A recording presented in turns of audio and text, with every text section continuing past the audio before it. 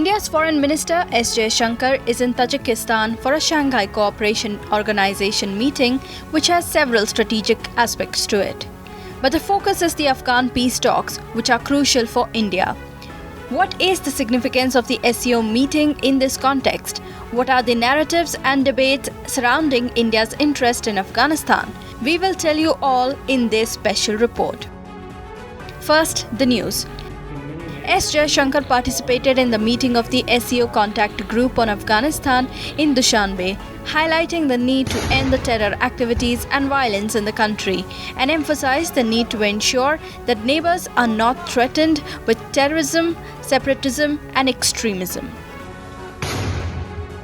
The Indian Foreign Minister left no stone unturned in conveying India's stance on the Afghan-Taliban peace talks.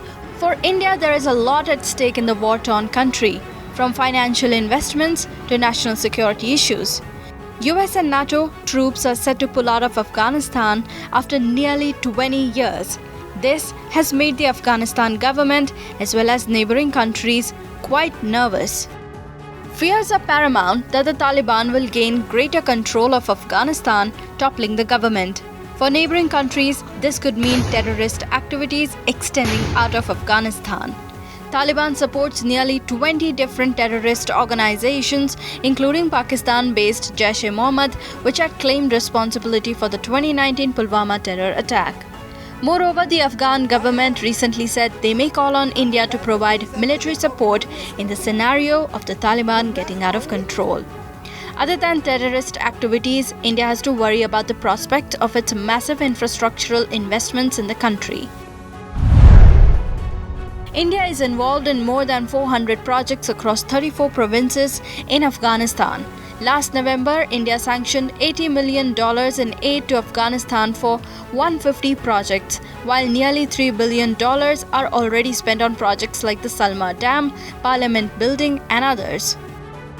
So what are the narratives around India's interest in Afghanistan? What exactly is India doing to secure its interest in the country? Historically, India has been against the Taliban. But as the armed group clinched a peace deal with the Afghan government in 2020 and now seems to be a major power in the region, India is forced to engage with it. There have been reports that New Delhi has been engaging with the Taliban through back channels. In the past few months, S Jaishankar has been traveling to cities frequented by the Taliban. On July 9th, he visited Moscow, where the Taliban representatives just happened to be holding a meet with Russia's special envoy to Afghanistan.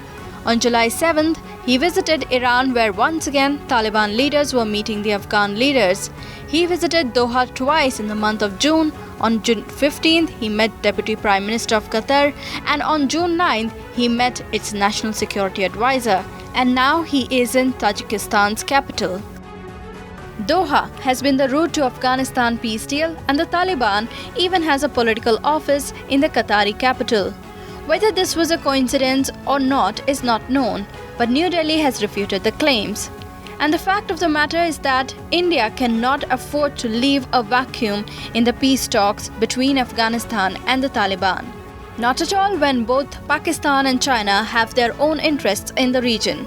As Pakistan's link to the Taliban is a threat to India's national security in Jammu and Kashmir and elsewhere, whereas China's Belt and Road Initiative includes Afghanistan, and its extending influence may mean more control with Beijing over local resources.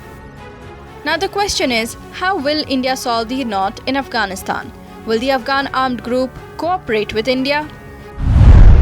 Taliban now controls more than one-third of Afghanistan's 421 districts and district centers. It has also recently captured strategic roadways on the border to Tajikistan and plans the same for the border to Uzbekistan. Taliban's growing influence may also mean difficult Indian access to Central Asia.